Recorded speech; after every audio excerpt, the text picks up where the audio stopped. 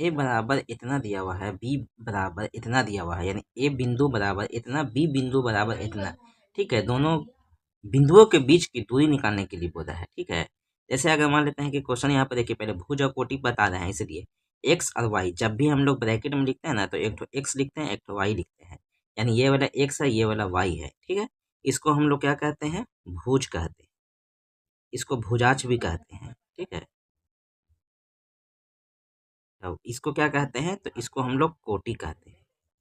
ठीक, याद रखिएगा। अब ब्रैकेट के अंदर जो लिखा जाता है ना, सबसे पहले एक्स को लिखते हैं, फिर वाई को लिखते हैं।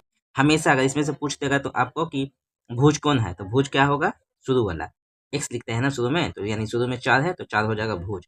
इसी को हम लोग भुजाच भी कहते हैं। बोल देगा कोटि कितना होगा, तो कोटि 5 है। ठीक, अब क्वेश्चन ऐसे दिया हुआ रहेगा, अगर भुज कोटि बोला तो डायरेक्ट पहचान के आपको ऑब्जेक्टिव ऑब्जेक्टिव में ही आएगा, तो ऑब्जेक्टिव में आप डायरेक्ट टिक लगा सकते हैं पहचान के। ठीक, लेकिन बोलेगा दोनों बीच के बिंदुओं के बीच की दूरी निकालने के लिए बोला है, तो ए बी की दूरी। ठीक है, तो ए बी की दूरी, दूरी का पहले सूत्र देख लीजिए क्या होता है, x1 माइनस x2 का whole square plus y1 minus y2 का होल स्क्वायर। ठीक है, लेकिन होता क्या है, ये x1 है, y1 है, x2 है, y2 है। ठीक, क्योंकि x और y दोनों होता है एक ब्रैकेट में।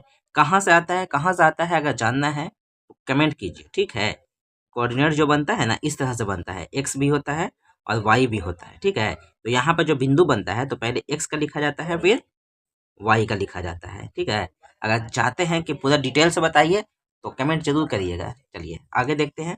तो पता है आपको x1 कितना है, 4 है, 4 लिख देते हैं, माइनस x2 कितना है, 6 है, 6 का होल स्क्वायर। ठीक है, रूट देना ना भूलना है, प्लस y1 कितना है, तो 5 है, माइनस y2 कितना है, 3 है, 4 में से 6 गया, माइनस में 2, प्लस 5 में से 3 गया 2, तो 2 का होल स्क्वायर कितना होगा, माइनस है चाहे प्लस, आपका 4 हो जाएगा।